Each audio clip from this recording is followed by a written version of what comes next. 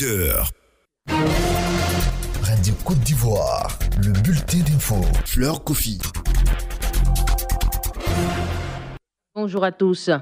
Les banques devraient revoir à la baisse leur taux au remboursement en vue de faciliter les activités des PME ainsi que des entreprises, a indiqué hier le chef de l'État à l'ouverture de la 7e édition de la CGC Academy, dont le thème est Cap sur l'industrialisation, un défi pour tous.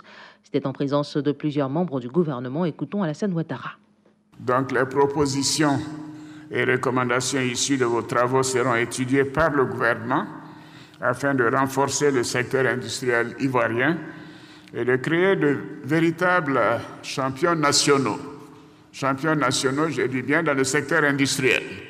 Parce que malheureusement, les tentatives antérieures que j'ai initiées moi-même, quand j'étais Premier ministre, ont surtout été dans le domaine du commerce, dans le domaine des exportations, et ça a été une véritable faillite.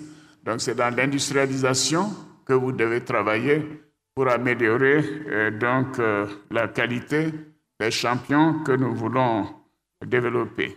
Et je lance aussi un appel au secteur bancaire pour faire en sorte de faciliter les choses pour les petites et moyennes entreprises, mais également pour les entreprises de bonne dimension. À l'instant, le président de la République, Alassane Ouattara. Les femmes leaders d'Afrique étaient également réunies hier à l'occasion de la 2e édition du Forum des héroïnes. Un forum pour faire valoir le potentiel de ces femmes, consolider leur réseau et affiner leur stratégie d'entreprise citoyenne.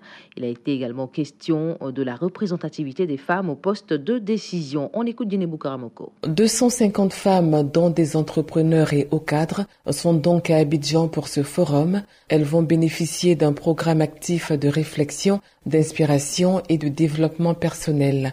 Il leur sera également donné des outils pour booster leur carrière ou leur entreprise. Au programme de ce rendez-vous de la capitale économique ivoirienne, des conférences plénières et des débats sur l'entrepreneuriat, l'équilibre vie privée et vie professionnelle, l'activisme et la société civile. Il est également prévu des panels d'experts, des témoignages, des ateliers de développement de carrière, le coaching et le partage d'expériences. Les héroïnes est un forum initié par un groupe de presse panafricain. Il a pour but de promouvoir l'entrepreneuriat féminin et favoriser l'accessibilité des femmes à une échelle importante aux postes de responsabilité dans les entreprises africaines.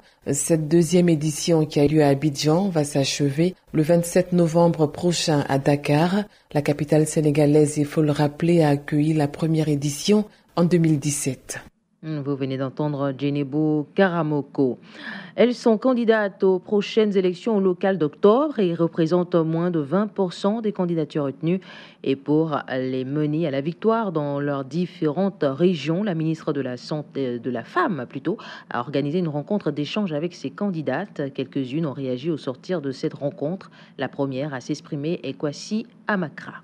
La femme est marginalisée, sans dégué pour la population. Les gens apprécient que ce soit une femme parce que c'est une première fois que la femme se présente à la mairie. Mon nom est Agnès du FPI et candidate à l'élection des conseillers municipaux à la commune d'Agou. Les questions de la formation même pour décrisper les femmes, pour les libérer justement, afin que aisément elles puissent accepter d'entrer dans cette sphère qui n'est pas facile, mais il faut oser. Cécile Aouma Kwasi, candidate indépendante dans la région du Lot-d'Ivoire. Conseil régional, c'est une première dans l'histoire du Lot-d'Ivoire et je crois que c'est la même chose un peu partout. Les femmes sont absentes dans les instances de décision et justement je viens au Conseil général pour pouvoir prendre la décision d'améliorer les conditions de vie des populations. Lui s'active pour des élections apaisées. Le ministre de l'Intérieur et de la Sécurité a invité à Yamoussoukro, le corps préfectoral, à accompagner l'ensemble des parties prenantes à ces élections pour lever les entraves qui pourraient compromettre la bonne tenue du scrutin du 13 octobre.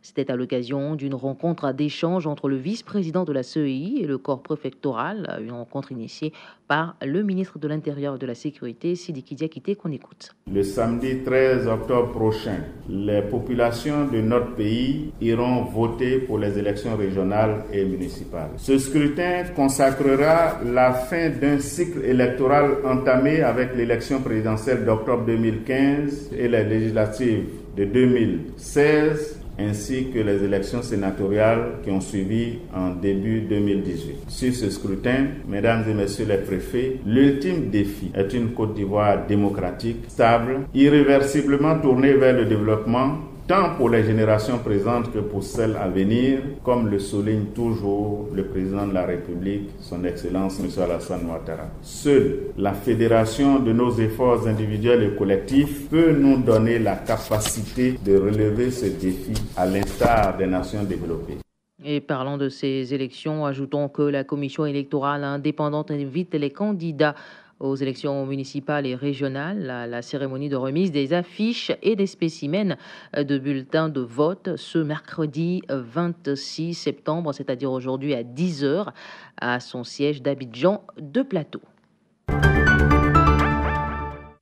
ENESAT, c'est une seconde génération de produits satellitaires dans les prochaines années pour les services météorologiques et climatologiques en Afrique. Ce sujet a fait l'objet du 13e forum à Abidjan. Une déclaration dite d'Abidjan a été signée par les partenaires des sciences de la météorologie, dont la Côte d'Ivoire, en présence du ministre du Transport, Amadou Koné. Le but, c'est de garantir l'accès rapide des données satellitaires des pays africains afin de prévenir les catastrophes naturelles. On écoute Alain Routier, il est le directeur général de l'ENESAT, situe ici l'importance de ce forum.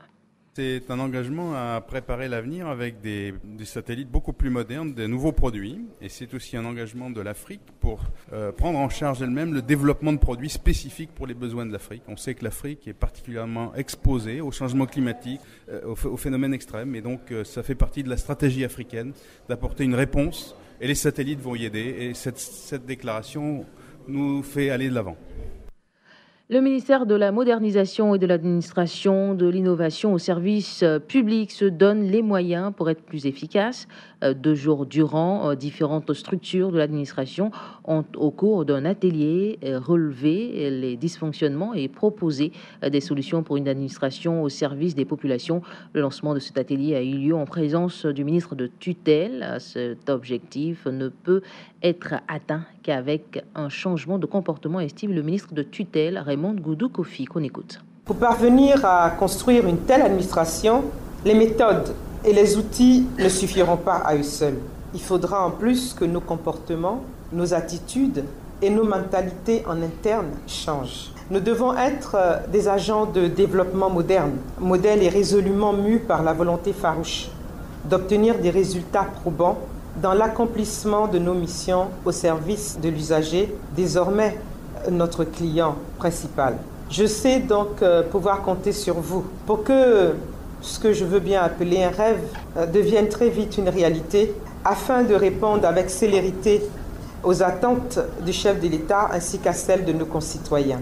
On parle également santé dans ce bulletin avec la célébration aujourd'hui de la Journée mondiale de la contraception. La contraception est un investissement pour le bien-être durable de la famille. C'est ce que soutient le thème de la célébration cette année. Selon le gouvernement, la planification familiale contribue à réduire de 30 à 40% le taux de mortalité maternelle et infantile. La ville de Divo accueille la cérémonie officielle. Le ministre de la Santé et de l'Hygiène publique exhorte la population à pratiquer le planning familial à travers la contraception. On écoute Eugène Akawele. L'usage des moyens de contraception sûrs en vue d'espacer les naissances et avoir le nombre d'enfants voulus au moment voulu est à la fois un défi individuel, familial, étatique et même mondial. J'exhorte donc chaque Ivoirien, au-delà des clivages religieux et politiques, de faire en sorte que notre pays s'oriente vers l'atteinte du dividende démographique en permettant à nos couples, à nos jeunes, d'être à l'abri des grossesses non désirées et de leurs conséquences, entre autres, la déscolarisation des jeunes filles, l'accroissement de la pauvreté et même des décès. Pour sa part, le gouvernement, à travers le ministère de la Santé et de l'Hygiène publique, met tout en œuvre pour rendre l'offre de services de santé en général et de la planification familiale en particulier, géographiquement et financièrement accessible à nos braves populations. Dans le reste de l'actualité, d'abord en RDC, le président Joseph Kabila réclame le début effectif d'un retrait des casques bleus de son pays. Il l'a dit hier à la tribune de l'ONU, affirmant le caractère irréversible du scrutin présidentiel prévu le 23 décembre prochain. En janvier dernier, Joseph Kabila avait déjà réclamé que la MONUSCO quitte le pays au plus tard en 2020. Il a une nouvelle fois assuré que son pays s'opposera à toute ingérence dans le processus électoral en cours, justifiant la prise en charge financière totale de l'organisation des élections par son gouvernement. Toujours à l'international, Manuel Valls, candidat à la mairie de Barcelone, l'ancien Premier ministre français a officialisé hier sa candidature pour les municipales de mai prochain. Il a annoncé par ailleurs qu'il allait démissionner de son poste de député en France. Et puis aux États-Unis, Bill Cosby écope de 3 à 10 ans de prison pour agression sexuelle. C'est la décision prise hier par un juge de Pennsylvanie. L'acteur américain a été condamné par le magistrat Stephen O'Neill et qui a ordonné le placement immédiat en détention de l'octogénaire. L'acteur avait été reconnu coupable en avril dernier de 3 chefs d'accusation d'agression sexuelle contre Andrea Constant. Il n'encourait au maximum que 10 ans de prison. C'est la fin de ce bulletin d'information. Prochain rendez-vous, 11h. C'était le bulletin d'info présenté par Fleur Coffee.